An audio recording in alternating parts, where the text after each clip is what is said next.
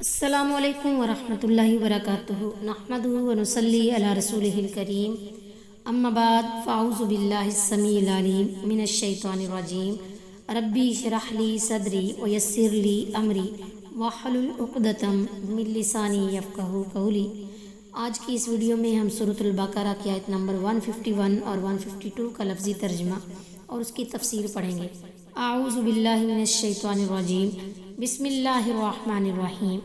کما جیسا کہ ارسلنا ہم نے بھیجا، فیکم تم میں، رسولاً ایک رسول، منکم تم میں سے، یتلو وہ پڑھتے ہیں، علیکم تم پر، آیاتنا ہمارے حکم، ویزکیکم اور پاک کرتے ہیں تمہیں، ویعلمکم اور سکھاتے ہیں تم کو، کتابہ کتاب، والحکمت اور حکمت، ویعلمکم اور سکھاتے ہیں تمہیں، ما جو لم تکونوا تم نہ تھے، تعلمون جانتے۔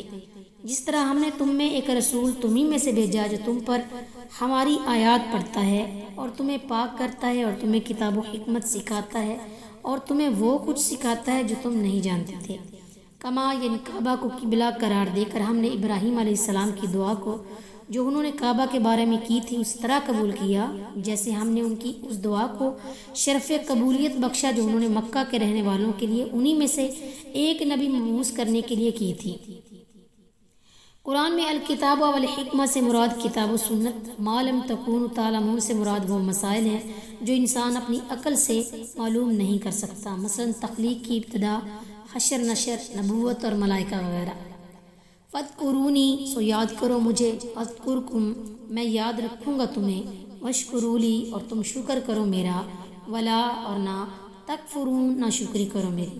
سو تم مجھے یاد کرو میں تمہیں یاد کروں گا اور میرا شکر کرو اور میری ناشکری مت کرو۔ فاذکرونی اس میں فا کا مطلب یہ ہے کہ میں نے اپنے رسول اور قرآن کے ذریعے سے نعمت پوری کرنے کا انعام تم پر کیا ہے، سو تم پر بھی لازم ہے کہ تم مجھے یاد کرو اور یاد رکھو۔ ذکر کا معنی زبان سے یاد کرنا بھی ہے اور دل اور عمل سے بھی۔ یہ نسیان یعنی بھولنے کی ضد ہے۔ اللہ تعالیٰ نے فرمایا والذین اذا فعلوا فاحشۃ او ظلموا انفسهم ذکروا اللہ فاستغفروا لذنوبهم ومن یغفر الذنوب الا اللہ۔ اور وہ لوگ کہ جب کوئی بے حیائی کرتے ہیں یا اپنی جانوں پر ظلم کرتے ہیں تو اللہ کو یاد کرتے ہیں، پس اپنے گناہوں کی بخشش مانگتے ہیں۔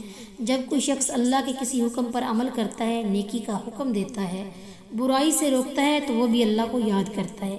یاد کرنے کا یہ مطلب ہرگز نہیں کہ روزانہ لاکھ مرتبہ زبان سے ذکر کیا جائے اور اللہ کے احکام کو اور اس کی ڈالی ہوئی ذمہ داریوں کو بھلا ہی دیا جائے۔ کفار خواہ تمام بلاد اسلام پر قابض ہو جائیں، ہمیں اپنی روزانہ کی 1000 رکعت پوری کرنی ہی سے فرصت نہ ہو۔ اذکرکم میں تمہیں یاد کروں گا، یہ اللہ کو یاد کرنے کی سب سے بڑی فضیلت ہے۔ حضرت ابو ہریرہ رضی اللہ تعالیٰ عنہ بیان کرتے ہیں کہ نبی صلی اللہ علیہ وسلم نے فرمایا، اللہ تعالیٰ فرماتے ہیں کہ جو شخص مجھے اپنے نفس میں یاد کرے میں اسے اپنے نفس میں یاد کرتا ہوں، جو مجھے کسی جماعت میں یاد کرے میں اس سے بہتر جماعت میں اس کا ذکر کرتا ہوں۔